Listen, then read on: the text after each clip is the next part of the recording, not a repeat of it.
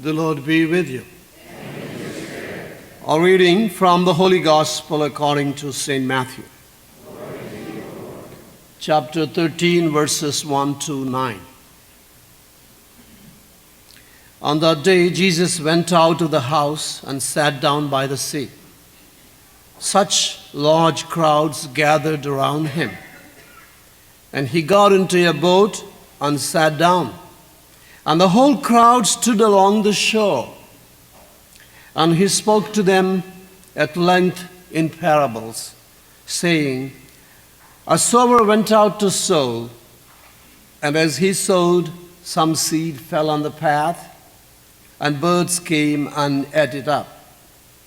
Some fell on rocky ground, where it had little soil. It sprang up at once because the soil was not deep. And when the sun rose, it was scorched, and it withered for lack of roots. Some seed fell among thorns, and the thorns grew up and choked it. But some seed fell on rich soil and produced fruit 100 or 60 and 30-fold. Whoever has ears ought to hear. The Gospel of the Lord.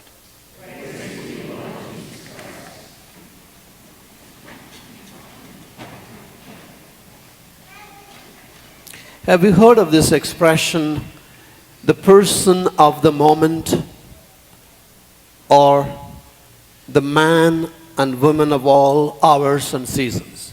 Have you heard that expression? So you're familiar with a lot of things. Good. You heard the parable of the sower today, or you may call it the parable of the 4 types of ground. Now, why does Jesus speak in parables in the first place? Parable etymologically means throw alongside, to throw alongside. Why? To illuminate something, a reality, by appealing to something better known. Now, in this parable, we know farming, of course, some of you may not, but I know at least. The grounds and all kind of sowing seed and all that. But he's trying to get something deeper. To draw our life lesson today, we must ask, where am I in this story? What does this image say to my life? To start with, Matthew begins, as you have heard just now, with spatial symbolism. What is it? In the scene, we see Jesus is in the boat and the disciples with him in it. And the crowds remain on the shore. Jesus in the boat with disciples and the crowd outside. This suggests the disciples have moved from the crowds to Jesus in commitment. While the crowds are not, they are still there outside. So you will remember Jesus telling us, they look but do not see. They hear but do not listen or understand. And blessed are they who hear and understand. My dear brothers and sisters, this is true in the case of the crowds. They looked, did not see. They listened, they heard, but did not listen and understand. And that's why they are not inside. They are still outside. Who are you? Are you insider or outsider? Are you in the crowd still, or are you in the boat? Therefore, we have insiders and outsiders. Do you get this? You may be in the church, but still you may not be an insider. Because you have to listen and understand to be inside.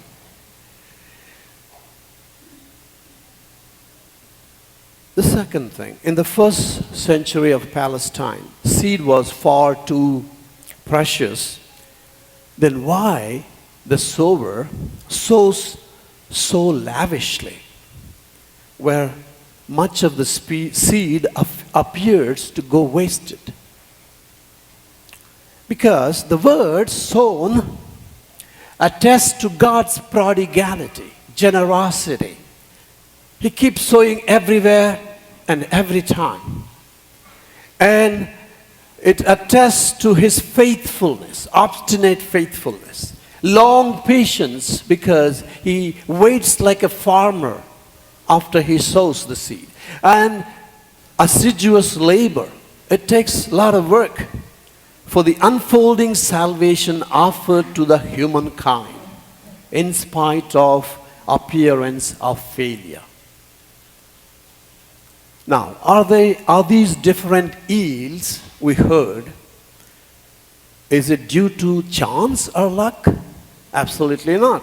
Because it is the human heart, the word is sown. Stones and thorns allude to the hardness of the heart, and cares of the world and lure of the wealth that encumber it. Bronnie Ware, after working in palliative care as a live-in companion to people who were dying, wrote in her book called The Top 5 Regrets of the Dying. You know what she said? The most common regret she heard was this: I wish I had not worked so hard. Did you say that? You say it, but you don't let it sink in. That's her problem. She tells the story by name John and Margaret, who raised 5 children, and after they have left home for good, Margaret asked John to retire, as they had more or less enough money and they are both healthy.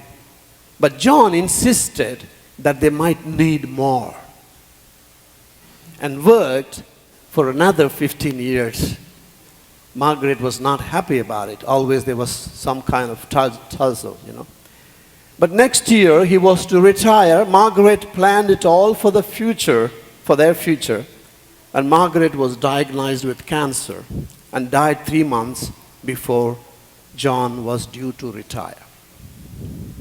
Now John said, "Now I am lonely, dying man. Work is good, my brothers and sisters. Providing for one's family too is good. But little by little, these things can spread through our lives like thorns until they crowd out what matters most deeply." The seed never gets room to breathe. The seed never gets room to breathe. The deeper life, the soul is choked away. The deeper life of the soul is choked away. Oftentimes we do not notice it happening. The parable warns us against being the person of the moment. The person of the moment. So we know some spark comes, some insight comes, but we don't follow it up. Father Jeffrey Plant calls it the 5-minute wonder syndrome. What is that? The 5-minute wonder syndrome. Why? Because our inspiration stays only 5 minutes. We hear God's word every Sunday here. Sounds fantastic to begin with, but once we realize a commitment and dedication is involved, that is, the cost of the discipleship, our enthusiasm rapidly wanes. Why people don't change even after they attend Mass week after week? Listen to thousands of homilies. How many homilies did you listen to?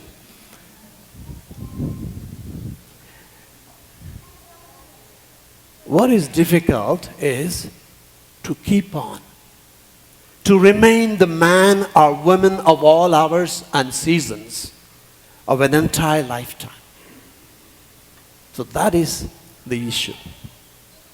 That's why Mother Mary kept all things in her heart. She let it simmer. She let it sink in. What about you? Do you let the word sink in your heart? The seed remains on the surface, abandoned to the appetites of the birds of the sky. It's because we do not let it enter into our beings. It's because of the poor disposition of the listeners, the word is not fruitful and nothing else. So, my dear brothers and sisters, what is your disposition to the word? Is it one of, ha ha ha ha? You know, we can all clap, right? The word is fantastic. Truth is beautiful, so we can clap. But does it sink in? Finally, Jesus speaks the seed that fell on the rich soil. What is this person? This person hears the word, understands it, and bears fruit. 150 and 30-fold. Now notice that Jesus does not expect the same yield from every person. But the important thing is, if the seed is allowed to take root in us. That is the question. Now, do you allow it? Do you allow to be challenged by the word? The decisive question then is not, have you heard the word? The whole crowd hears the word, right? The crowd heard the word, even when Jesus was there. But the question is, what becomes of the word within me? Has it been snatched away? Has it withered? Has it been choked? Or has it borne fruit? So responding to God's word involves three things. Number one, receiving it, treasuring it, and putting it into practice. What is that? Receiving it, treasuring it, and putting it into practice. The mind step, receiving it. The heart step, treasuring it. And the soul step, putting it to practice. Now, otherwise, you will be declared on the judgment day an outsider. I don't know you. Because the word that is spoken to all of us in thousands of homilies, what Jesus says is, for just as from the heavens the rain and snow comes down and don't return there until they have watered the earth, so shall my word be that goes forth from my mouth. So the word either makes us or breaks us. Either saves us or we ourselves reject the salvation.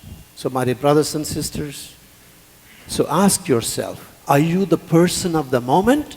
Are you the man or woman of all hours and all seasons and a lifelong person that puts these words into practice?